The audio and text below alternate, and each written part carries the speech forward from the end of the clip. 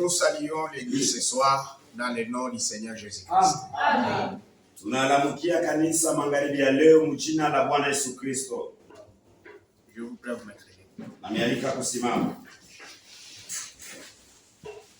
Nous lisons dans 1 Corinthiens au chapitre 11. Tunasoma kitabu cha Wakorintho wa kwanza sura 11 verset 23 au verset 26. kuanzia hapa 23 mpaka 26.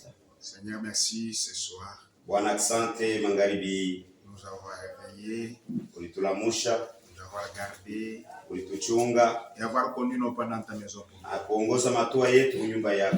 Descends et parle-nous. Shuka utuzungumzie, Donne l'essence de l'écriture que nous allons lire. leta maana ya andiko tutasoma Au nom du Seigneur Jésus-Christ. jina la Bwana Yesu Kristo. Amen. Amen. Car j'ai reçu du Seigneur ce que je vous ai enseigné. Kwa sababu nilipokea kwa Bwana ile ambayo niliwafundisha. C'est que le Seigneur Jésus, dans la nuit où il fit libérer, prit du pain. Usema Bwana Yesu usiku mwenyewe alitolewa, alikula mkate. Et après avoir rendu grâce, Na kisha kuiombea, il le rompit et dit, akaivunja na kusema, ceci est mon corps, hii ndiyo mwili wangu, qui est rompu pour vous. yenyewe kunavunjika juu yenu. Faites ceci à mémoire de moi. Ufanye hivi kwa kunikumbuka. De même, après avoir soupé, Namna moja moja kisha kula chakula magharibi, il prit la coupe akabeba kikombe et dit, na kusema, cette coupe est la nouvelle alliance en mon sang. hii kikombe ndiyo agano jipya kupitia damu yangu. Faites ceci à mémoire de moi toutes les fois que vous en boirez. Ufanye hivi kwa kunikumbuka mie mara yote mutaikunywa. Car toutes les fois que vous mangez ce pain Kwa sababu mara yote mtakula hii mkate et que vous buvez cette coupe, na kama mkikunywa hii kikombe, vous annoncez la mort du Seigneur jusqu'à ce qu'il vienne. muko natangaza kifo cha Bwana mpaka na pale atarudi. Que Dieu bénisse et toute sa parole. Bwana Mungu abariki msomi wa neno. Nous parlions de l'historique de la prise du pain et du vin. Tulikuwa nazungumzia juu ya historia ya kula mkate na kunywa mvinyo. Cette affaire de la prise du pain et du vin Ile mambo ya kula mkate na kunywa mvinyo a commencé dans Genèse au chapitre 14 ilianzia Mwanzo sura 14 avec Abraham. pamoja na Ibrahimu. Et nous voyons encore cette même histoire de prise de pain et du vin Na tunaona historia moya ya kula mkate na kunywa mvinyo dans Exode au chapitre 12 avec Moïse Mukutoka sura 12 pamoja na Musa lors de la fête de Pâques. wakati ya karamu ya Pasaka. On a dit il y avait 4 nourritures dans la fête de Pâques. Tulisema kulikuwa chakula 4 mukaramu ya Pasaka. Il y avait l'agneau qui était rôti, Kulikuwa mwana kondoo mwenye balianza kuchoma, il y avait le pain, kulikuwa mkate, il y avait le vin kulikuwa mvinyo et les herbes amères. na majani ya buchungu. Et vous verrez qu'il y a le vin et le pain. Na mtaona kusema kuko mkate na mvinyo. Et après cela, Na kisha nous ile voyons notre Seigneur dans le Nouveau Testament tunaona Bwana wetu mwagano jipya pendant la fête de Pâques. mwakati ya karamu ya Pasaka. Il a pris le pain, Alichukua mkate, il a pris la coupe alichukua kikombe et il a institué la Sainte Seine. na akaingiza mambo ya meza ya Bwana. Et après lui, Na kisha yeye nous voyons les apôtres tunaona bamitume quand ils se réunissaient, wakati balianza kukusanyika, même dans Actes au chapitre 2, hata mu Matendo ya Mitume sura yake ya pili versets 41 à 42, mstari ya 11 na ils ont 12 continué baliendelea à prendre le pain kula mkate et le vin. na kunywa mvinyo. Maintenant, nous sommes au cours des âges. Sasa tuko mu wakati ya bizazi ya kanisa. Il y a eu un temps Kulikuwa wakati moya où l'Église catholique ile kanisa ya Kikatoliki a effacé cette affaire de la prise du pain et du vin. Kanisa ya Kikatolika ilizimisha ile mambo ya kula mkate na kunywa mvinyo. Il a fait l'Eucharistie à la place du pain. Akafanya ekaristia nafasi ya mkate. Et il a donné aux fidèles. na akapatia kwa waaminifu. Mais quand il s'agissait du vin, Lakini ile inahusu mvinyo, il boit, le prêtre boit lui-même. padri yeye mwenyewe anaikunywa. C'était contrairement à Matthieu 26, Ilikuwa ni kuachana kabisa kabisa na Mathayo 26 versets 27 à 28. mstari wa 27 Quand le Seigneur wakati Bwana avait institué la Sainte Seine, aliingiza mambo ya meza ya Bwana, il avait pris les pains, alichukua mkate, il l'a rompu akaivunja et il a distribué aux gens. na akaigawanya kwa watu. Il a dit, faites manger ceci. Akabambia kuleni, Et il a pris la coupe. na akabeba kikombe, Il a distribué aux gens. akagawanya kwa watu. Il a dit, buvez-en tous. Anasema muikunywe mwe bote. Mais pour l'église catholique, Lakini kuhusu kanisa ya c'est Kikatoliki seulement les prêtres qui y fait cela. ni mpaka tu mapadri ndio beko na kunywa ile. Et dans leur enseignement, Na mu mafundisho yao l'Eucharistie ile Ekaristia a été considérée comme le corps de Christ. njo baliona kama vile mwili wa Kristo. Ils ont pris l'Eucharistie, Balibeba Ekaristia, ils ont dit ça c'est le corps de Christ. banasema hii ndio mwili wa Kristo. Même en donnant, Hata kugawanya il va vous distribuer, batakukabula hayo, il va dire atasema le corps du Seigneur. mwili wa Bwana, Et vous vous recevez, na wewe et utaipokea vous allez répondre na utajibu Amen. amina. C'est comme ça avec l'église catholique. Njo vile na kanisa ya Kikatoliki. C'est faux. Ni vya bongo. Lorsque nous prenons le pain, Wakati tuko na kamata mkate, nous le mangeons. tuko na ikula, Nous ne mangeons pas le corps. atukule mwili, Nous mangeons le pain. tuko na kula mkate. Le pain qui sera préparé Mkate yenye tatayarishiwa pour la Sainte Seine kwa ajili ya meza ya Bwana n'est pas le corps de Christ. haina mwili wa Kristo. Non, Hapana, c'est le pain. ni mkate. Le vin qui sera bu Vinyo yenye tutakunywa lors de la Sainte Seine wakati ya meza ya Bwana ne pas le sang de Christ. haina damu ya Kristo. Non, Hapana, c'est le vin. ni mvinyo. Mais le pain Lakini mkate représente, inaonekanikisha, symbolise iko nafananishwa le corps de Christ. na mwili wa Kristo. Le sang, Damu, je voulais dire le vin, mvinyo symbolise iko nafananisha le sang de Christ. damu ya Kristo. Ce n'est pas le corps, Haina mwili, ce n'est pas le sang. haina damu. Est-ce que l'église m'a compris là-bas? Eti kanisa lenyelewa pale. Lorsque Jésus prit du pain, Wakati Yesu alichukua mkate, il lui dit, ceci est mon corps anasema hii ndiyo mwili wangu qui a été brisé pour vous. yenye ilivunjika juu yenu, Mangez-en tous. muikule ninyi wote. Ce pain-là Ile mkate ile n'était pas son corps. haikukuwa mwili wa Parce que Kristo. son corps, Juu mwili wake c'est celui-là même qui a tenu le pain. ni ile yenye ilikamata ile mkate, Et à ce moment-là, na mwile wakati ce corps n'était pas brisé à la croix. ile mwili wake ilikuwa yavunjika C'était kumsalaba. seulement un symbole, Ilikuwa tu ni mfano une représentation kuonekanikisha du corps. kwa mwili. Pendant qu'il parlait, Wakati alikuwa anasema, son sang damu yake était en train de circuler sur ses veines. ilikuwa kunazunguluka mu mishipa N'était yake, pas encore reparti à la croix. ilikuwa hayamwangika kumsalaba. C'est plus tard, Ni à kisha la croix de Golgotha, kule kumsalaba wa que Golgotha maintenant ce corps, ndio pale ile ce sang damu était versé. damu ilimwangika. Donc c'était des symboles. Ni kusema ilikuwa ni mifano. C'est vrai. Ni kweli. Vous allez m'excuser, aujourd'hui je vais lire beaucoup. Mutanirumia leo mitasoma vya mingi.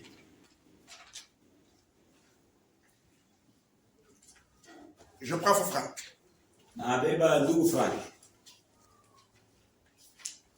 Le baptême, le lavage des pieds, le repas et le lavage des pieds. Ubatizo wa maji, meza ya Bwana na kunawishana miguu. Page 18 à la fin et page 19. Page 18 kumwisho na page 19. Dans Luc au chapitre 22 verset 20. Muluka sura 22 mstari wa 12. Il est dit. Banasema. De même la coupe aussi. Namna moja moja vile vile kikombe. Après le souper. Kisha kula chakula magharibi. En disant cette coupe est la nouvelle alliance à mon sang. Anasema hii kikombe ndio agano jipya kupitia damu yangu. Qui est verset 11. Yenye tamwangika juu yenu. Dans la coupe. Ndani ya kikombe se trouvait du vin. Mulikuwa ni mvinyo. Le sang de la nouvelle alliance. Damu ya agano jipya coulait encore dans ses veines. Ilikuwa kunazunguluka tena mu mishipa yake. Et ne fut versé que sur la croix. Na itakuwa kumwangika mpaka kumsalaba. Il n'est nullement question de la transsubsistation de ces deux éléments en chair et en sang. Hakuna namna ya kuweza kuchanga hivi vitu kugeuza hivi vitu viwili, damu na kumwili. Même si nous prions, hata kama tunaomba, nous ne prions pas pour que ça change en sang. Atuombe kusema ile mvinyo geuke kwa damu. Ou le pain change encore. Au mkate ibadilike kwa mwili. Non. Hapana.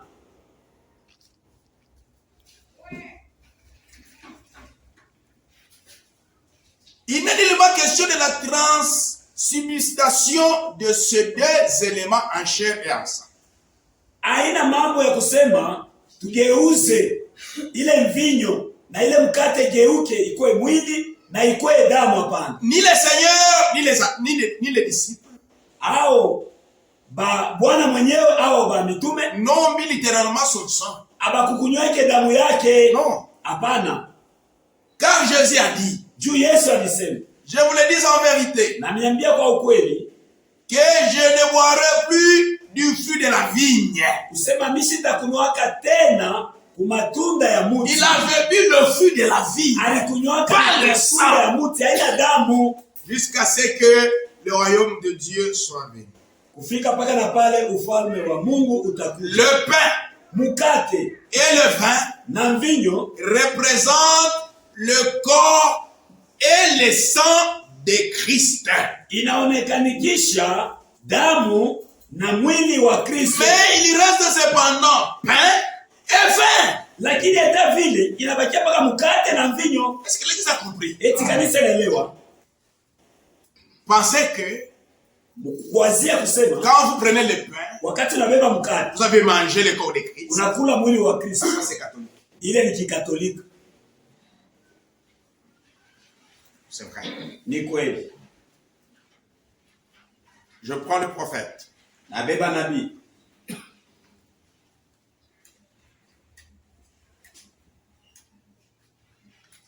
La communion. Prêché le 4 février 1962. Le 4 février 1962. Paragraphe 57 à 60. Paragraphe 55 à 60. Écoutez le prophète. Nabi. Maintenant. Sasa. Pendant quelques instants. Kadiri ya wakati mwa fulani. J'aimerais expliquer ce que signifie la communion. Nitapenda kufasiria ile inamaanisha ushirika. Eh bien, nous prenons ce que nous appelons la communion. Mzuri, tunakalaka tunabeba ile yenyewe tunaita ushirika. C'est le pain et le vin. Ni mukate na mvinyo. Eh bien, na mzuri. Cela a été tellement déformé qu'il n'a même pas bon d'en parler. Imambo barigeuza. Banebadilisha mnamna kusema tuweze hata kusemea hapo. Oh, comme cela a été déformé au cours des années. Oh, sawa vile imambo balibadilisha kadiri ya vizazi. En fait, ça ce n'est pas une communion. Mnamna fulani hii haina ushirika. C'est juste garder un commandement. Ni juu ya kutunga tu sheria. Vous voyez? Unaona? Eh bien, mzuri. Nous appelons cela la communion à cause des catholiques.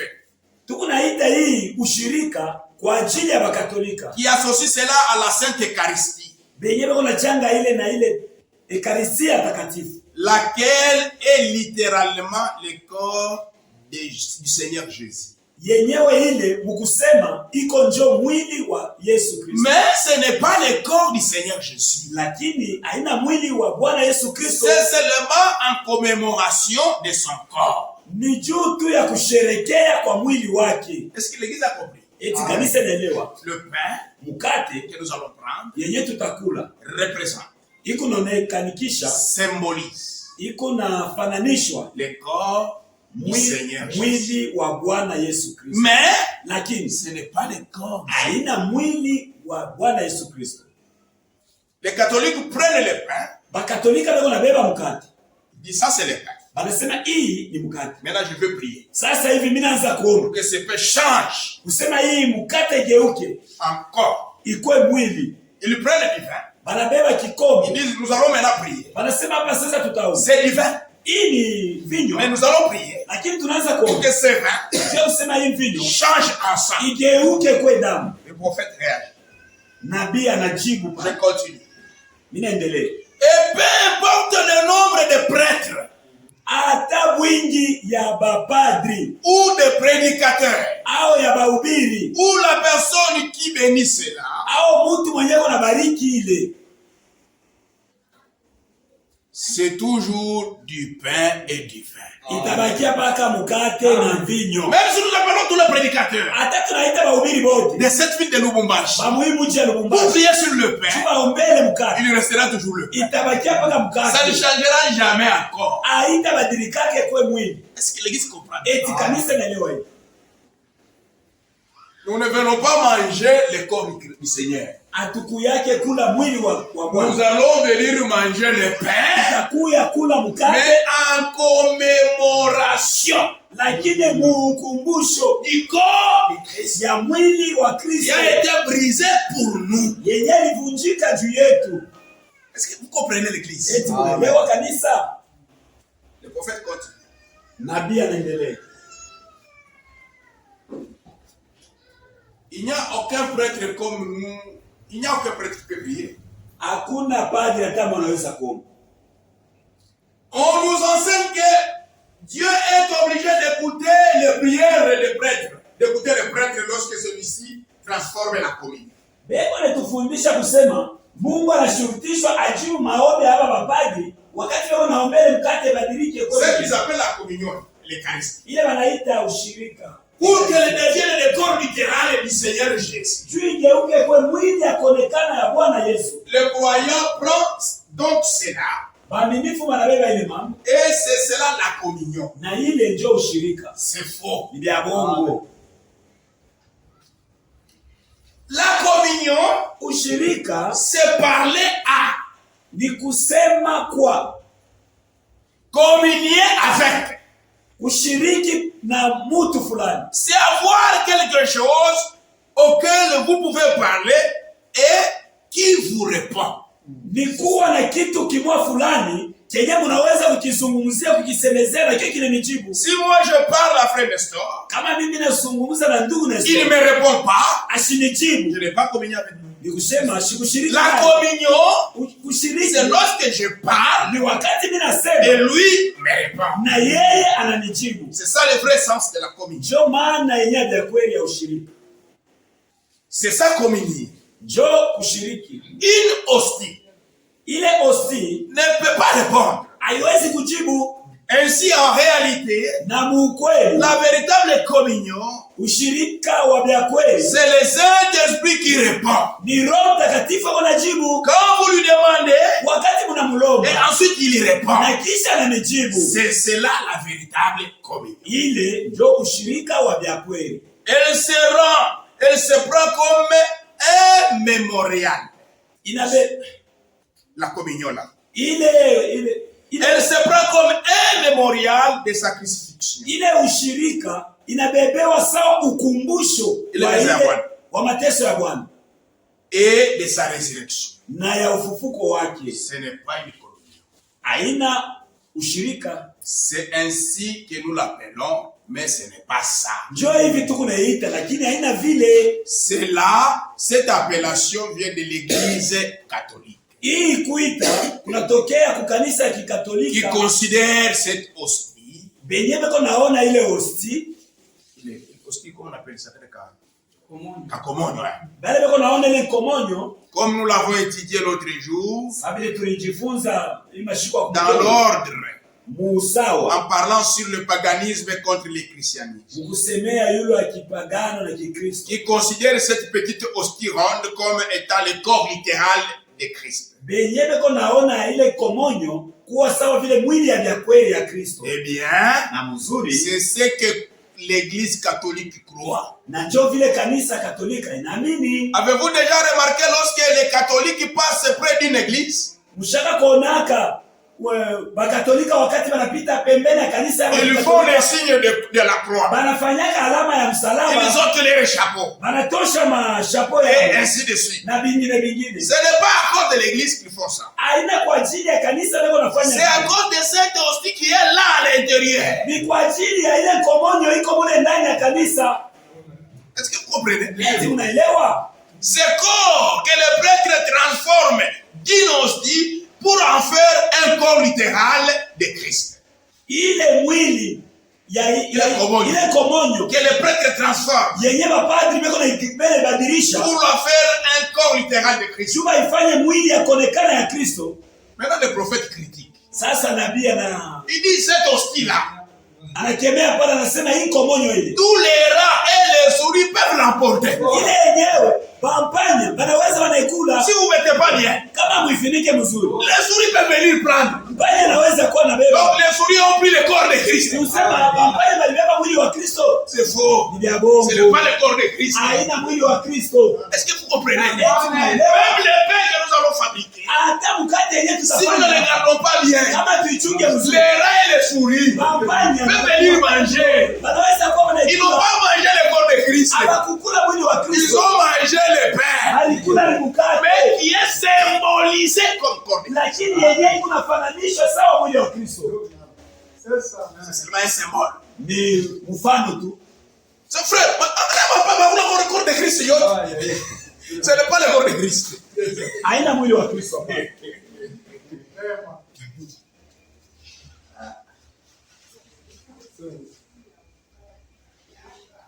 Vous ne pouvez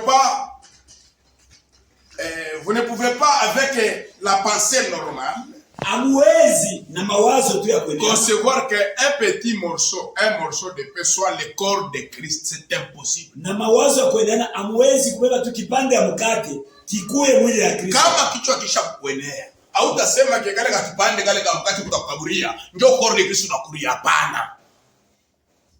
C'est seulement un symbole. Ni mfano tu. C'est pourquoi vous donnez le pain. Ndio kwa maana mkumigawanya mkate. On ne va pas vous dire corps de Christ. Atutemionyesha sasa mwili wa Kristo. Toi tu reçois amen. Na wewe unapokea amen. Non, ce n'est pas le corps de Christ. Hapana, haina mwili wa Kristo. C'est le pain. Ni mkate. Ce n'est pas le sang. Haina damu. C'est le vin. Ni mvinyo.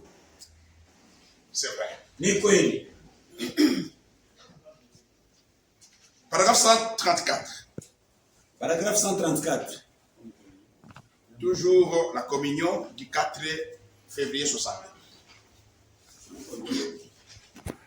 La communion 4 février 1962. Paragraphe 134. Ces petits morceaux qui sont le pain caché. Ile kipande ya mkate kidogo yenye kuwa kule kumimbari. Pain caché, c'est le mkate caché. Le pain caché, c'est le pain sans levain. Sans assaisonnement. Ni mkate bila kuchanga mokitu. Sans assaisonnement ni rien.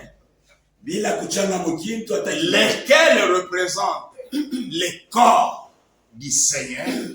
Yenyewe kunaonekanikisha mwili wa Bwana. Ne pas rond. Aina ya kiviringo. Parce que l'hostie est rond.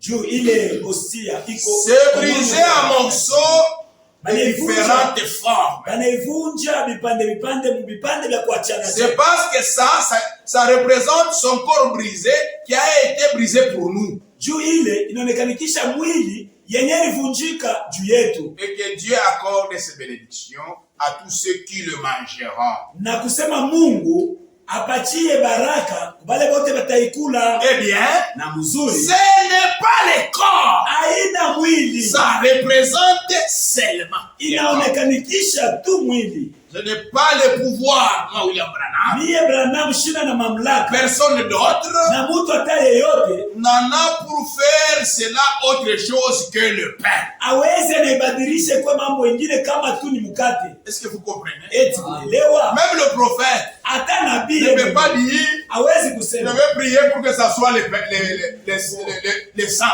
Hawezi kusema mimi naanza kuombea mvinyo geuke kwa damu. Je n'ai pas ce pouvoir-là. Anasema shina hata na ile mamlaka. Même si on prend le pain, Hata wanabeba mkate. on ressuscite Branham. Wanamfufula. Ombea. Que ça change que ça soit le corps. Ombea juu geuke kwa mwili. Je n'ai pas ce pouvoir-là. Anasema shina na ile Je mamlaka. vais prier, Bita, mais ça restera toujours le pain. itabakia mpaka mkate.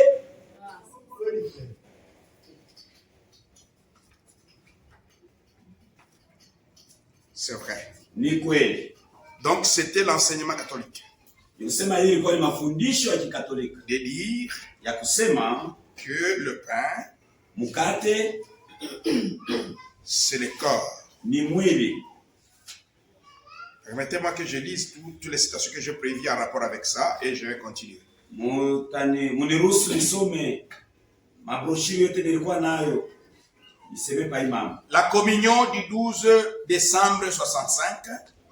La communion ya 12 décembre 1965. Paragraphe 88. Paragraphe 88. Maintenant, laissez-moi m'apprêter juste ici pour dire que Hapa sasa munyache nijitayarishe juu ya kusema cependant, prendre le corps kubeba mwili, kula mwili du Seigneur Jésus-Christ ya Bwana Yesu dans cette communion mwile ushirika ne signifie pas que haimaanishi kusema cette communion hii ushirika est le corps littéral de Christ. Ni mwili yakonekana ya Kristo. Ça, ile c'est catholique. ni kikatolika. Je ne crois pas que ça soit vrai. Mishi wazie kusema iko ya kweli. Je crois que c'est tout simplement une ordonnance que Dieu nous a prescrite. Ni agizo tu ile Bwana alituandikia. Vous voyez? Unaona? Ce n'est pas le véritable corps. Haina mwili ya kweli. C'est vrai. Ni kweli.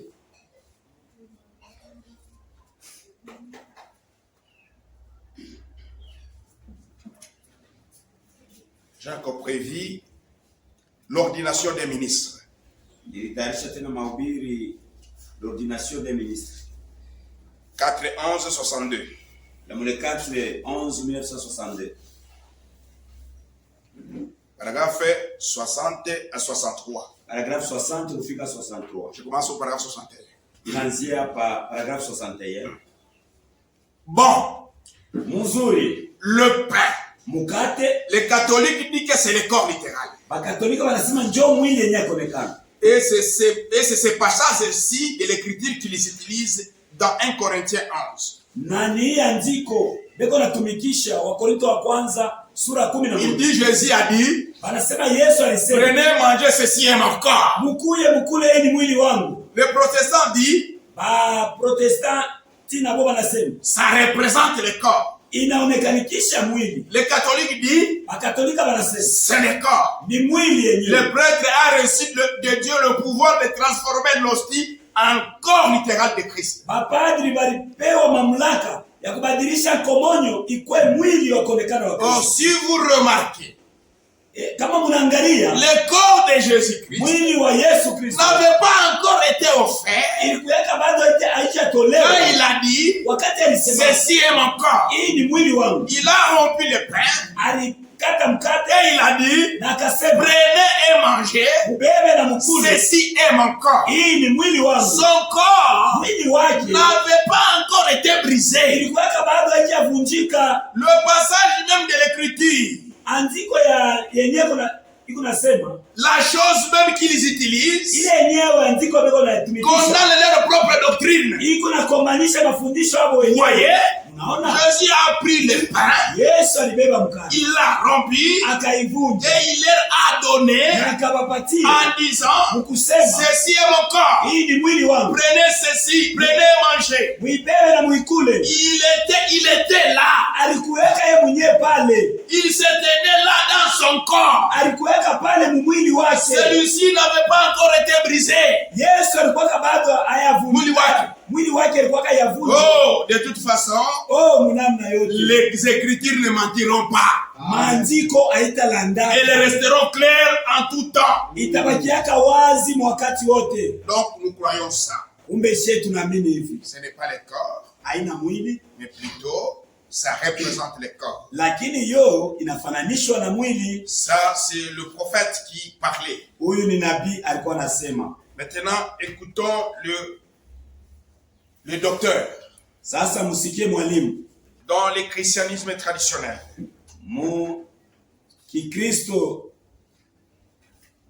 Page 111 et 112. Page 11.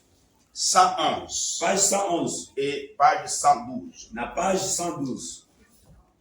En rapport avec la soi-disant transsubstantiation, mukuambatana na ile yenyewe kunasema kubadilisha. Il serait bon que chacun réalise de quelle manière il y a le premier miracle que Jésus fit à Cana. Suivez bien, c'est important. En rapport avec les soi-disant transsubstantiation, mukuambatana na ile bo banaita kusema kubadilisha.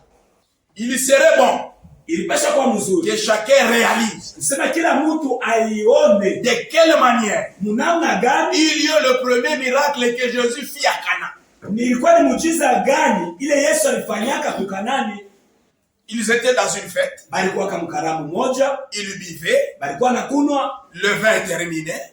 Vinyo ikamalizika. On a signalé à sa mère. Bakamuambia mama yake. On n'a plus le vin. Kusema hatuna tena na vinyo. Il est allé dire à son fils. Akaenda kumwambia mtoto yake. Ils n'ont pas de vin. Abana tena na vinyo. Il a pris de l'eau. Akabeba maji. Il a changé en vin. Akaibadilisha ikakuwa mvinyo. C'est ça la transsubstantiation. Ndio kugeuza. Maintenant, frère Franck dit. Sasa ndugu Frank anasema. Ceux qui prêchent que le pain. Bale bako na ubiri kusema mkate. Par la prière d'un prêtre. Kupitia maombi ya padri. Change encore. Itabadilika inakuwa mwili. Et le vin.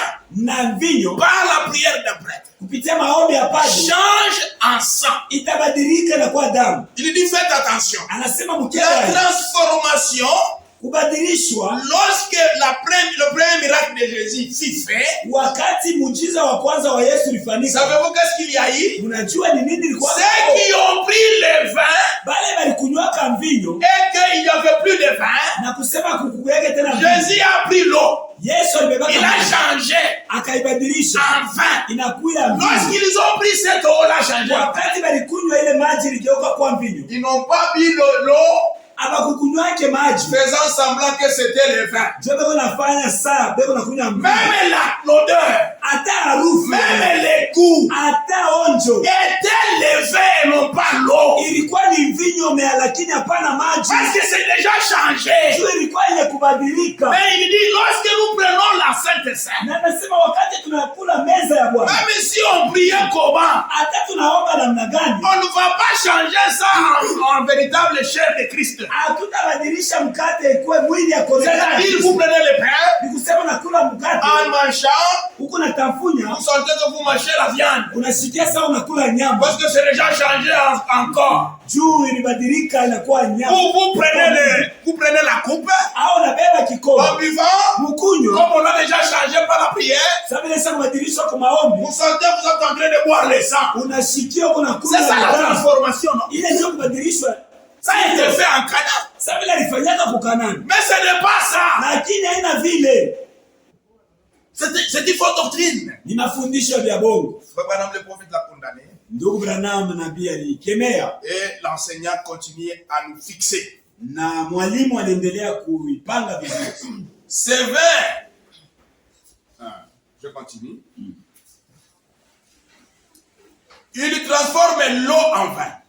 Anabadilisha maji na kuwa mvinyo. Et le maître d'hôtel lui-même fut étonné. Na ule mwalimu wa karamu ule akashanga de l'excellence de la qualité de ce vin.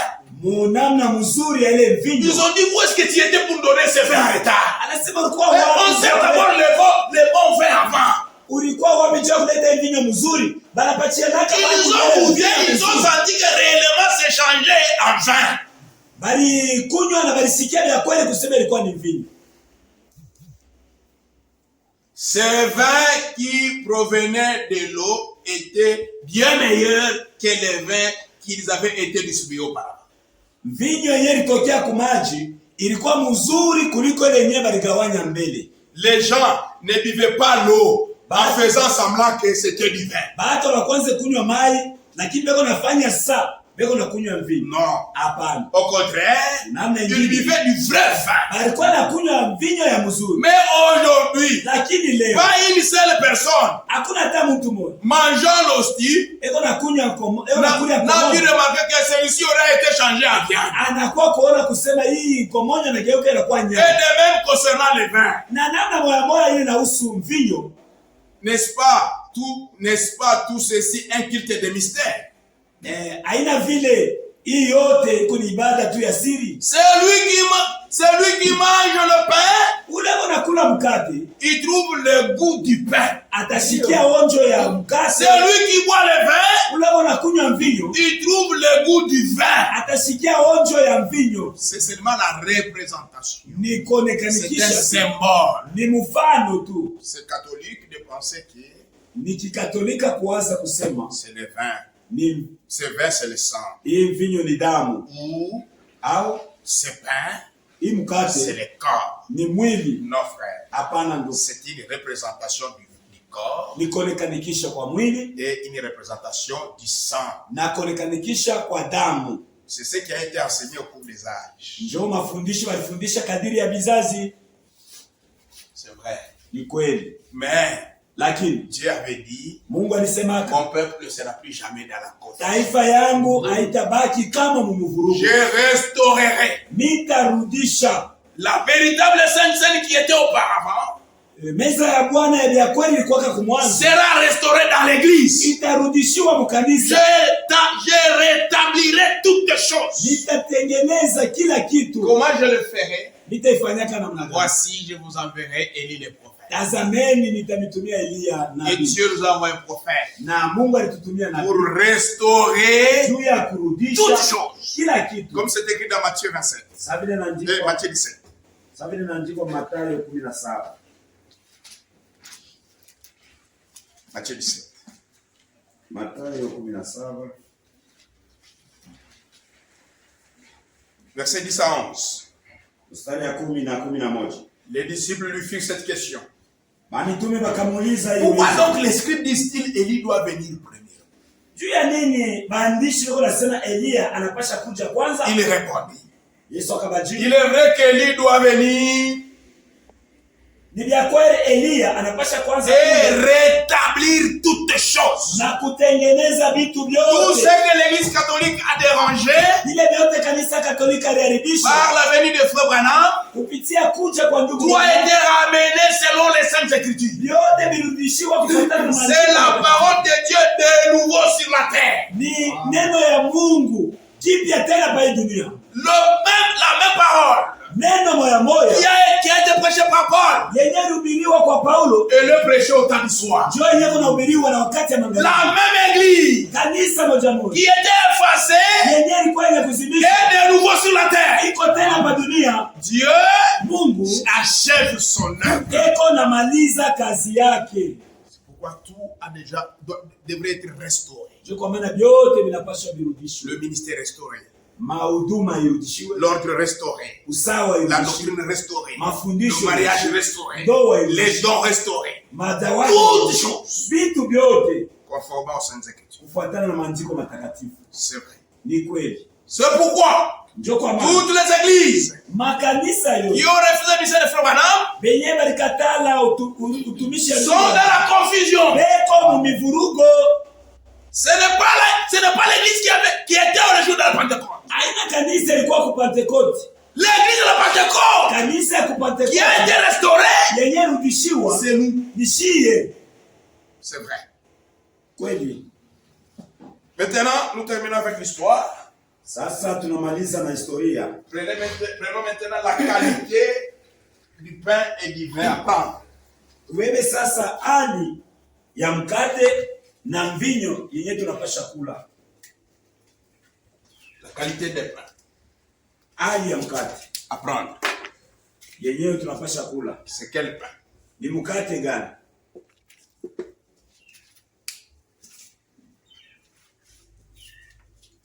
Suivez bien. Mfate mzuri. Matthieu 26. Mathayo 26. Verset 17. Mstari wa 17. Le premier jour de pain sans levain. Siku ya kwanza ya mkate bila chachu. Les disciples s'adressèrent à Jésus. Banafunzi bakamwambia Yesu. Pour lui dire. Bakamkaribia Yesu. Où veux-tu que nous te préparions le repas de la Pâque? Unapenda tukutayarishie wapi chakula ya Pasaka? C'était quel jour? Ilikuwa ni siku gani? Le jour des pains sans levain. Siku ya mkate bila chachu. Dans Luc au chapitre 22. Luka sura 22. Verset 1. Mstari ya kwanza. La fête de pain sans levain appelée la Pâque approchait. Karamu ya mkate bila chachu yenye inaitwa Pasaka ikikaribia. Verset 7. Mstari ya 7. Le jour des pains sans levain où l'on devrait immoler la Pâque arriva. Siku ya mkate bila chachu ile balipasha kuchinja mwana kondoo ikafika. Et Jésus envoya Pierre et Jean en disant. Na Yesu akamtuma Petro na Yohani mkusema. Allez nous préparer la Pâque afin que nous la mangions. Wende katutayarishie mkate Pasaka juu tupate kuikula. Au verset 19. Mstari wa 19. Pendant qu'ils sont dans la Pâque.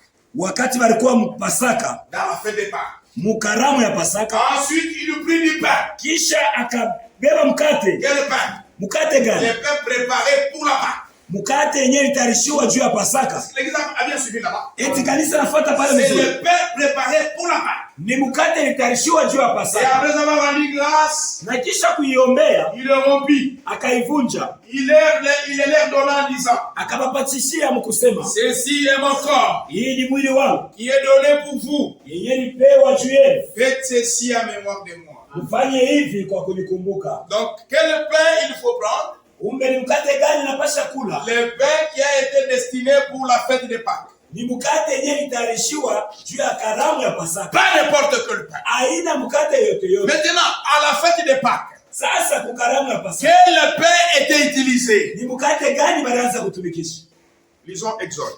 Tusome Kutoka. Exode au chapitre 12. Kutoka sura 12. Verset 19 à 20. Sura 19 mpaka 20.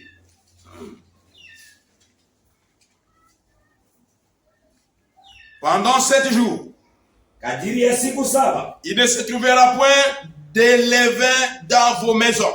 Hakutakutaniwa chachu ndani ya manyumba yenu. Car toute personne qui mangera du pain levé sera retranchée de l'assemblée d'Israël. Kwa sababu yeyote atakula mkate yenye kuwekwa chachu atauawa tokea makutano. Que ça soit un étranger ou un indigène. Akwe mgeni au mkaji. Vous ne mangerez point du pain levé. Amutakula mkate yenye kuvimba. Dans toutes vos demeures. Mumanyumba ya makao yenu. Vous mangerez des pains sans levain. Mutakula mkate bila chachu. Le verset 17. Mstari ya 17. Vous observerez la fête des pains sans levain.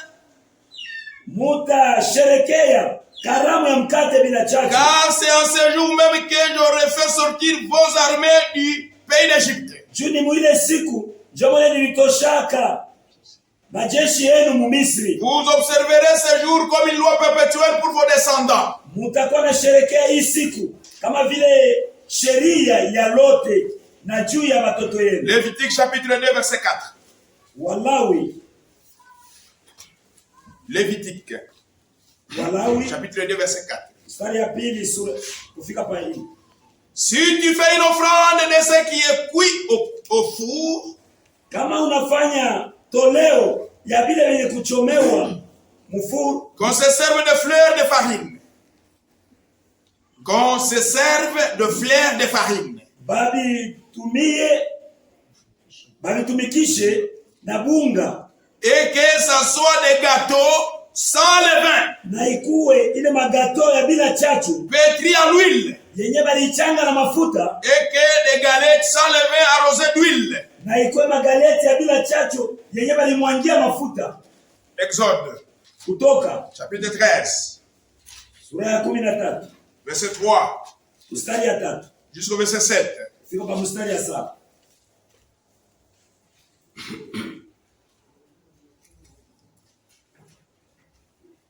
Moïse dit au peuple, Musa akaambia taifa, souvenez-vous de ce jour mkumbuke kwa ile siku où vous étiez sortis du pays d'Égypte, de la maison de servitude. ile yenye mlitoka kama Misri, nyumba ya utumwa. Car c'est par ma main puissante que l'Éternel vous en avez fait sortir. Kwa kuwa ni kupitia mkono wa uwezo wa mkono wa uwezo njoo wa milele nimitosha. On ne mangera point de pain de vin. Amutakulaga mkate yenye kuvimba. Vous sortirez aujourd'hui dans les mois des épis. Mutatoka leo mwile mwezi ya miba.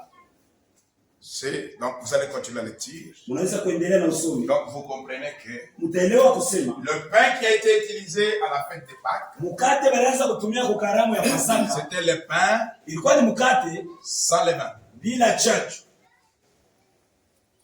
mais pétri à l'huile. Lakini balianza kuichanga na mafuta. C'est ce pain ni mkate que Jésus a pris njo ile Yesu alibeba le jour de la fête de Pâques, siku ya karamu ya Pasaka, et a institué avec ça la Sainte Seine. Na akatunga pamoja na hii mkate meza ya Bwana. Ce n'est pas le pain qui se vend au marché. Aina mikate beko nozisha musoko. Le pain qui ont plein de levain. Mikate yenye kuna chachu yenye kuyanga. Avec des sel. Na chumvi. Non. Hapana. C'est le pain sans sel. Hapa ni mkate bila chumvi. Sans levain. Bila chachu. Mais pétri à l'huile. Lakini kuchangiwa na mafuta. C'est le pain qu'il faut prendre. Njo mkate inapasha kula. Je prends le prophète. Nabeba nabii. COD tome 1. COD tome 1. Page 370. Page yake 370. Paragraphe 64. Paragraphe 64. Ainsi donc, na hivi basi, je crois que le fait de manger un biscuit salé, mimi kusema ile hali ya kula biscuit vya chumvi, parce que les églises, juma kanisa, ils sont en train d'expliquer. iko nafasiria. Donc il n'y a pas de problème. Hakuna maneno. C'est seulement un symbole. Yo ni mfano tu. On peut prendre même les maniocs cuits. Tunaweza kubeba hata mioko yenye On kuchomewa. peut prendre même des patates. Tunaweza kubeba hata viazi. On peut prendre même les biscuits salés. Tunaweza kubeba hata biscuit vya chumvi. On peut prendre n'importe juste une symbole. Ni mfano tu. D'ailleurs, na yo yenyewe, le pain que Jésus a pris, mkate yenyewe Yesu alibeba, c'était l'aliment de base de leur temps. Ilikuwa ni chakula ya msingi ya wakati. Aujourd'hui, on peut prendre aussi notre aliment de base. Na leo tunaweza kubeba chakula yetu ya msingi. On peut prendre même les foufous. Tunaweza kubeba hata bukari. On met ça, on dit ceci est le pain. On se partage. Hii njoo mwili wangu. C'est faux. Ni bia bongo. Pourquoi c'est faux? Juu ya nini ni bia bongo? Parce que Jésus lui-même, juu Yesu yeye mwenyewe, dans 1 Corinthiens au chapitre 11, Wakorintho wa kwanza sura 11, il a montré les types de pain qu'il faut prendre. Alionyesha namna ya mkate yenyewe napasha kula. Il n'a pas fait seulement au hasard. Ashikuifanyake tu kwa kubatisha. 1 Corinthiens 11, Wakorintho wa kwanza sura verset 26. Mstari wa 12. Car toute la fois que vous mangez ces pains, kwa sababu mara yote mtakuwa nakula mkate. Il n'a pas dit toute la fois que vous mangez le pain.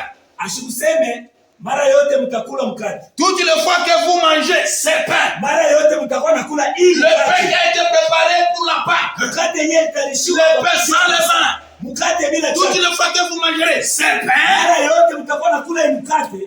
Il a doigté même le pain. Alishonta mkate yenyewe anapasha kula. Et en plus, na kisha les Corinthiens, Wakorintho, parce que Paul écrit aux Corinthiens, Paulo anabandikia Wakorintho, les Corinthiens ne sont pas des Juifs. Ce sont les gens des nations. Ni watu wa mataifa. Et les gens des nations, na watu wa mataifa, ils n'ont pas le régime, le pain comme c'est écrit. abakukuye na chakula yabo mikate sawa vile banatisa. Si vous lisez très bien à partir du verset 15 et 17, kama mnasoma mzuri kuanzia mstari, vous verrez qu'il a été les réprimander. Mtaona kusema Paulo kule bakemea. Ils amenaient leur nourriture à l'église, ils mangeaient. Baraza kuleta chakula yao mkanisa leo nakula. Et Paul dit ça, ce n'est pas correct. Paulo anasema oui, ana mzuri. Non, nous attendons le soir parce que c'est les hommes vont manger. Il dit mais il y a des pauvres, il y a des riches. C'est comme si vous êtes en train de vous comparer. Vous n'avez pas de maison pour manger. Anasema vile kulikuwa watajiri wa maskini, mnakuwa sababu mnakuwa kupimanishana. Vous voulez faire honte aux pauvres? Mnafia kuletea haya kwa maskini. Manger chez vous. Mkule kwa manyumba. Venez ici seulement pour la fête. Mkuye hapa tu juu ya karamu. Donc ce n'était pas la nourriture, ce n'était pas leur propre nourriture de base. Haikuwa chakula ya msingi hapa. C'était les pains qui devraient être mangés. Ilikuwa ni mkate ndio ilikuwa chakula. Et le prophète continue. Oh, je ne crois pas qu'on devrait remplacer le pain cachère. Le pain cachère, c'est le pain sans levain. Na mishaamini kusema banaweza kuweka pafasi ya mkate bila chachu, waweke hapo kitu kingine. Par un biscuit salé. Kuweka hapo biskuit ya chumvi. Je crois que ça devrait être un pain saint. Bila wazee kusema ipashe kwa mkate takatifu. Sans levain. Bila chachu. Les genres de pain sans levain qui étaient préparés en Égypte. Namna ya mkate bila chachu inaanza kutayarishiwa mu Misri. Est-ce que vous comprenez? Eti unaelewa? Et je crois que le sang, na mimi kusema damu, ça ne devrait pas être du jus de raisin. Haikupashe kwa jus ya raisin. Ça nous allons en arriver. Kule tutafika. Mais ça devrait être du vin. Lakini ipashe ikuwe mvinyo. C'est vrai. Ni kweli. Donc on prend ni kusema tuko nakula sur les vins et le pain. Ni mvinyo na mkate. Et le pain, c'est le pain cachère. Na mkate ni mkate bila chachu. Le pain sans levain. Mkate bila chachu. Les genres de pain qui avaient été fabriqués en Égypte. Hali ya mikate yenyewe waliweza kufanya kama Misri. Je prends aussi les conseils de Dieu. Na beba tena mashauri ya Mungu. Je vous ai dit aujourd'hui je vais lire beaucoup. Nimeambia kusema leo nitasoma vya mingi. Les conseils de Dieu. Mashauri ya Mungu. Page 25. Page yake 25. Comme nous l'avons déjà vu dans notre étude, c'est un peu particulier que le Seigneur Jésus utilisa pour la scène. Le pain représente le corps de Jésus-Christ. Parce que le Seigneur Jésus-Christ était irréprochable, le pain doit être également sans levain. Oh, comme le pain était pétri à l'huile, ainsi le Seigneur Jésus était rempli du Saint-Esprit. Parce que l'huile c'est le Saint-Esprit. Il était saint, absolument saint. Aussi le pain envoyé à la Sainte Seine représente-t-il aux yeux de Jésus-Christ?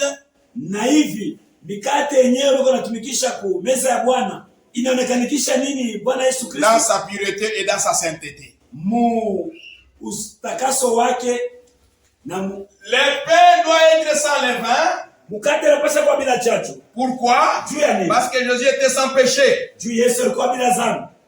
Et le pain qui représente le corps de Jésus doit être sans levain, qui représente la sainteté de Dieu et la pureté de Dieu.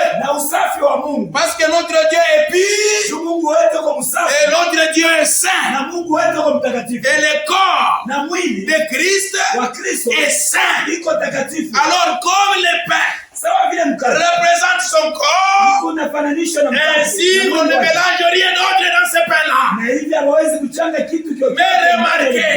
le Saint-Esprit était descendu dans ce corps. Vous vous rappelez? Après le baptême, lorsqu'il sortit dans l'eau, le Saint-Esprit descendit.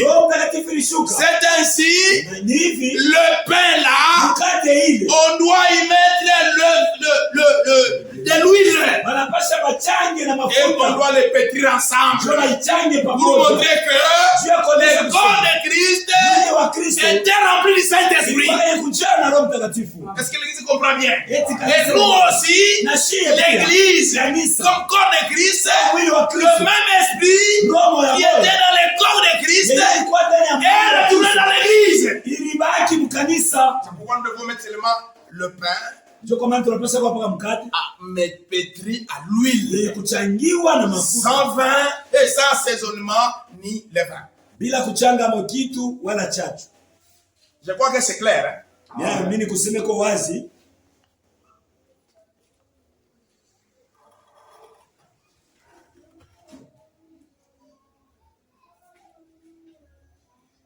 Chers lecteurs, peut-il discerner que pour la scène généralement, il ne s'agit pas du fait qu'une forme ou une coutume, mais bien de Jésus-Christ lui-même. Aina kuifanya tu sawa vile mfano au zoezi, lakini ni juu ya Yesu Kristo. Il est écrit dans Marc 11:22. Inaandikwa mu Marko 11:22. Marc 14:22 pardon. Marko 14:22. Pendant qu'il mangeait, Jésus prit du pain. C'est également ainsi que Paul écrit dans la parole aux Corinthiens.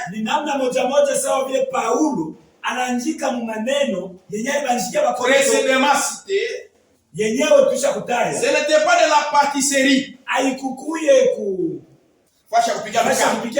quelque part tartine. Ou plusieurs pains. Mais c'était un pain cuit sans levain. C'est vrai. Donc nous comprenons par là le pain qui est cuit, qui est utilisé, doit être le pain sans levain. Ni kweli. Et qui doit préparer ce pain? Nani wanani watatayarisha ile mkate? Et qu'est-ce qui signifie prendre le pain et le vin? Na inamaanisha nini kula mkate na kunywa mvinyo? Na tutamalizia ni pale. Qui doit préparer ce pain? Ni banani watatayarisha ile mkate? L'ordination des ministres. Kutolewa kwa mhubiri. Paragraphe 77. Paragraphe yake 77. 4 novembre 1962. Ya mwezi 4 novembre 1962. Ce que je tiens ce soir dans ce petit récipient-ci, c'est le pain qui représente la chair de notre Seigneur. Ni mkate yenyewe inaonekanisha mwili wa Bwana wetu Yesu. Pain caché.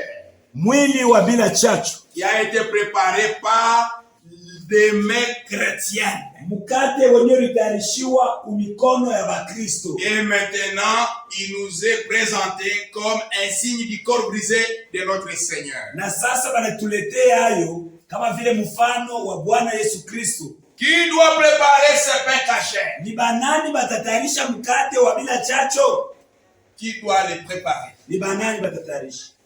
Ce sont les personnes saintes. Ni batu batakatifu, des chrétiens, Bakristo, des personnes consacrées, batu benye kujitolea, pas n'importe qui. Aina mutu yeyote. Ce pain caché est préparé par des personnes saintes qui craignent Dieu, des chrétiens, des personnes consacrées. C'est pourquoi dans plusieurs églises on donne aux prédicateurs ou aux diacres pour le préparer. Pas n'importe quel prédicateur. Pas n'importe quel diacre. Une personne qui est consacrée, qui craint Dieu et qui est un véritable chrétien. C'est ça la qualité du pain à prendre. Et les personnes qui doivent les fabriquer. Remarquez, Sasa mwangalie. Le pain, mukate, représente le corps, inafananishwa na mwili de Jésus-Christ. Wa Yesu Kristo. Mais rappelez-vous, lakini mkumbuke, de l'autre côté c'est le corps, kungambo ingine ni mwili, de ce côté ici c'est la représentation, le pain. Kuingambo ingine ni mfano, kionekanikisho cha mkate. Qui avait formé le corps de Christ? Yenyewe ni nani alifanyaka mwili wa Kristo? C'est le Père. Ni Baba. Qui est le Père? Baba ni nani? Saint. Mtakatifu. De ce côté-ci, kungambo ingine, ceux qui fabriquent ce pain, bale beko na tunga ile mkate, qui représente le corps, doivent être aussi la représentation du Dieu le Père.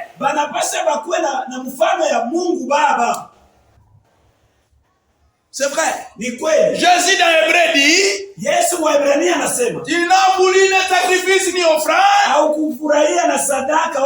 mais tu as formé un corps. C'est le Père qui a formé le corps. Et ce corps représente le Père. Donc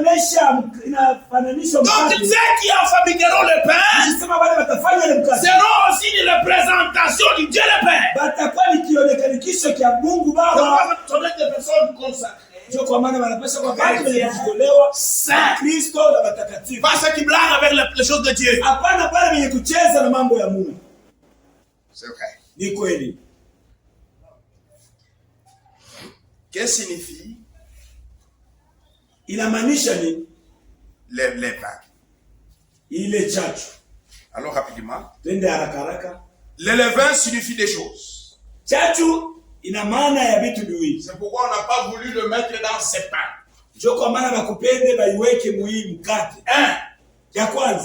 Fausse doctrine. Mafundisho ya uongo.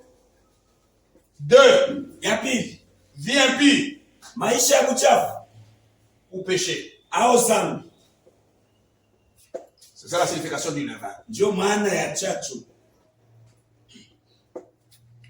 Prouvons les levains comme la fausse doctrine. Tuhakikishe chachu kama vile mafundisho ya uongo. Matthieu 16. Mathayo 16. 11 à 12. Mathayo 16. Matthieu 16, 11 à 12. Comment ne comprenez-vous pas que ce n'est pas au sujet des pains que je vous ai parlé?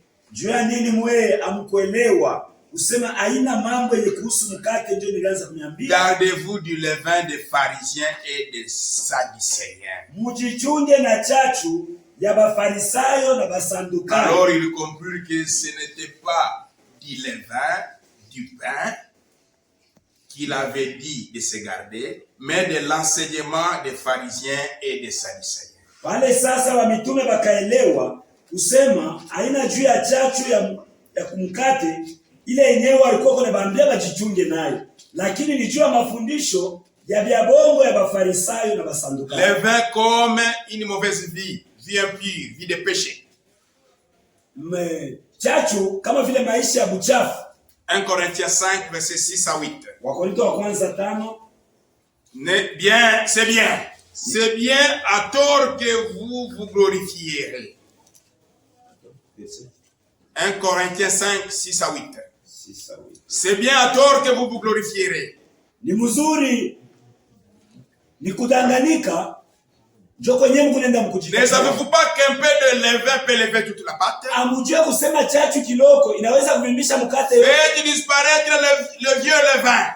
Kumbe mupoteze ile chachu ya zamani. Afin que vous soyez une pâte nouvelle. Jumukuye pati ya sasa. Puisque vous êtes sans levain. Jumuko bila chachu. Car Christ notre Pâque a été immolé. Kwa sababu Kristo Pasaka yetu alichinjwa. Célébrons donc la fête. Tusherehekee basi. Non avec du vieux levain. Hapana na ile chachu ya zamani. Non avec un levain de malice et de méchanceté. Hapana na chachu ya bujanja et de méchanceté. Mais avec le pain sans levain. Lakini pamoja na mkate bila chachu. De la pureté et de la vérité.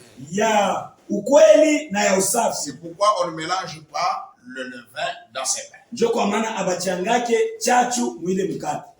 Est-ce que c'est compris? C'est compris? Maintenant, je termine avec qu'est-ce qui signifie la prise du pain? Quand vous prenez le pain. Sasa, namalizia na. Kama munabeba mkate, ile na maana gani? Signifier quoi à l'église? Kama unakula mkate, unamaanisha nini kwa kanisa? Dans 5 minutes, excusez-moi. Dakika 5 mtanirumia. Le pain ici, mkate hii, c'est le corps. Ni mwili. Le corps du Seigneur. Mwili wa Bwana a 2 sens. Iko na maana yake. Premier sens, maana yake ya kwanza, c'est le corps de Jésus. Ni mwili wa Yesu. Deuxième sens, maana ya pili, c'est l'église. Ni kanisa.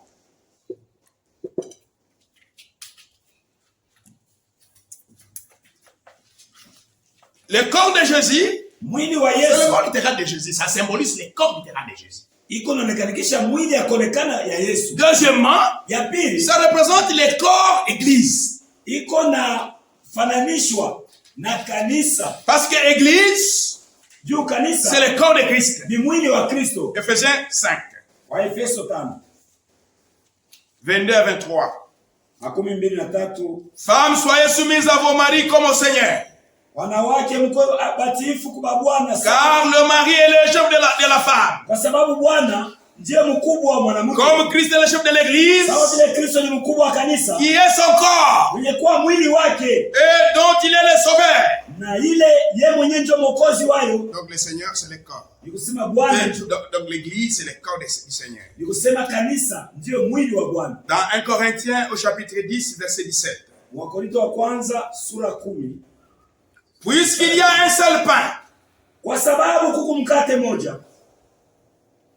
Nous sommes plusieurs. Lakini sisi ni wa mingi. Nous formons un seul corps. Tunatunga mwili moja. Car nous participons tous à un même pain. Kwa sababu wote tuko na kutaniwa kumkate tu mmoja. Le corps comme église. Mwili sawa vile kanisa. Et l'église, le corps a plusieurs membres. Na mwili kuna viungo vya mingi. Et c'est nous. Na vile viungo vyote ni sisi. Vous êtes les membres du corps. Wewe uko kiungo cha. Vous aussi frères là-bas vous êtes membres du corps. Na wewe ndugu kiungo. Je suis membre du corps. Na mimi niko kiungo. L'ensemble des membres forment le corps de Christ. Viungo vyote vinafanya mwili mmoja. Qui est l'église. Yenye kwa kanisa. C'est ça qui signifie ce pain. Njoo yenyewe na fananisho na ile mkate. Mais là quand vous prenez à ce pain. Sasa kama wewe unakula ile mkate.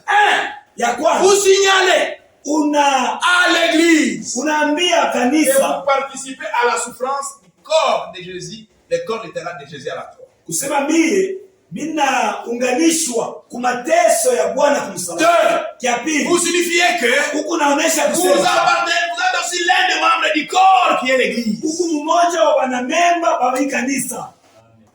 Pas l'église locale. Hapana kanisa bali. Mais l'église est corps de Christ. Lakini kanisa mwili wa Kristo. Alors je lis rapidement et je termine. Umepita soma haraka na kisha nimalize. Pour confirmer. Juu ya kuhakikisha. Et on peut continuer avec les vins et autres choses. Na tutaendelesha na mvinyo na vingine. Je prends seulement 2 citations. Tabeba tu masitation mbili.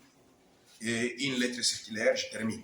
Na lettre circulaire moja kisha tamaliza. Je prends le baptême, repas du Seigneur de lavage des pieds, page 18.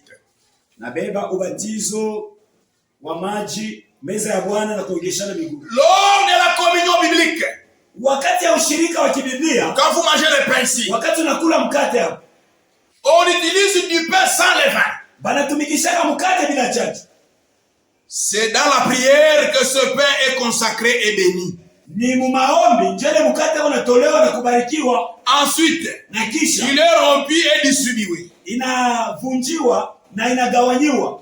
En prenant le pain rompu, mukubeba mkate yenyewe balivunja. Les croyants mwaminifu reconnaissent que le corps de Jésus a été torturé et crucifié. Anatambua na ichikia kusema mwili ya Yesu iliteseka sana. Il reconnaît en même temps que anatambua namna moja parce qu'il a eu lieu sur la croix. Sababu ile mambo ilifanyika kumsalaba. Ils sont devenus participants de son corps. Na yeye anakuwa mshirika wa ile mwili de l'église ya kanisa qui lui appartient propre. Yenyewe iko ya iko yake. Donc en d'autres termes, quand vous venez prendre le pain, vous avez deux significations. La première signification, c'est un rapport avec le corps littéral de Jésus. Il a été torturé pour nous. Il a été tabassé pour notre péché, pour nos péchés, pour que nous soyons libérés. Vous dites, moi aussi, je participe à cette souffrance. Je crois que Christ est mort, a été torturé pour notre liberté. Et maintenant, nous ne sommes plus esclaves, nous sommes libres. Il est mort à la croix pour nous. Il est mort à la croix pour notre guérison. Il est mort à la croix pour nos souffrances. Il est mort à la croix pour notre salut. Je crois en ça et je participe à l'œuvre accomplie à Golgotha. Ça, c'est la première signification que vous dites. Vous dites aussi, encore, comme il y a l'église qui est son corps, je ne participe pas seulement à son corps littéral, je participe également au corps qui est l'église. Je suis membre de l'église. Je suis parmi ceux qui sont les membres du corps de Christ. C'est pourquoi on dit ce n'est pas n'importe qui viendra prendre.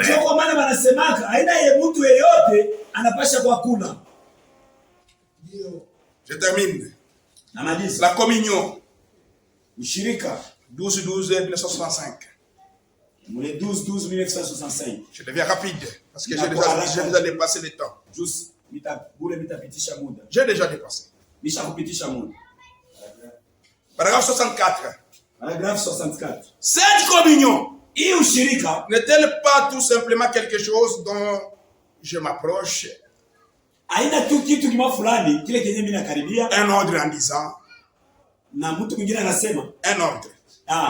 En disant. Eh bien. Les autres prennent cela. Moi aussi, je vais prendre.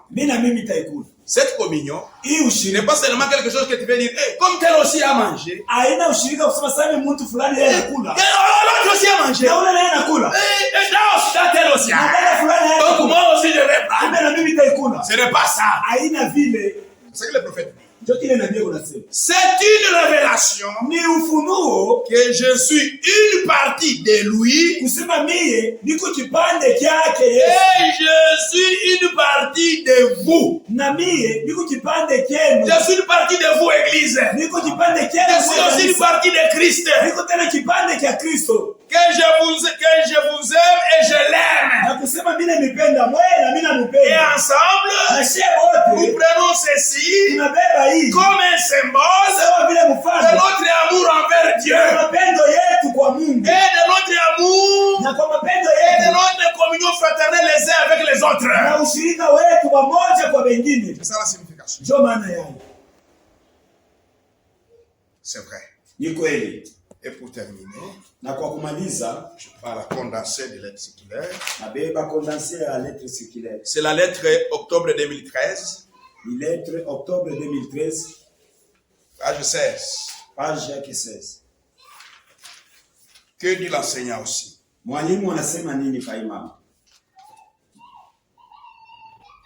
Condensé, c'est page 1895. Écoutez, 1875. Le dernier souper du Seigneur. Chakula ya mwisho ya Bwana. C'est ça, Dieu a mwisho. Le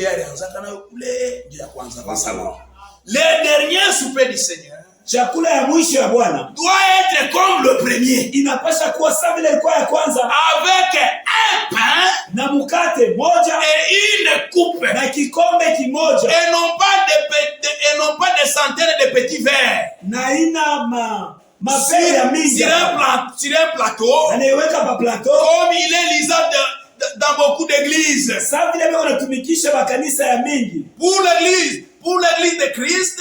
Kwa kanisa ya Kristo, pour l'église de Dieu est valable le modèle biblique de notre Seigneur. Kwa kanisa ya Mungu ya lazima ni mfano wa kibiblia Vous comprenez? Unaelewa? Dans d'autres églises locales, Mumakanisa ingine hapana. qu'est-ce qui est fait? Beko nafanya nini? On dit non, il y aura la contamination. Banasema tutambukizana On ne magonjwa. peut pas prendre une même coupe. Hatutabeba kikombe kimoja. Moi je bois, Mimi je nakunywa. laisse frère Sami il boit, je laisse frère Aaron il boit. Il y a la contamination. Asema tutambukizana Ce magonjwa. n'est pas propre. Haina safi. Alors prenez seulement plusieurs verres, Tubebe mabilauri ya mimi. mettons là-bas, Tuiweke mais nous pale. allons utiliser la même coupe. Lakini tutabeba On kikombe va kimoja. commencer à mettre là, Mkikombe kimoja tunaanza kupunguzia mu pour mabilauri. éviter la contamination. Juu ya kuogopa Il y a la maladie. na magonjwa C'est kwa faux. Biblia bongo.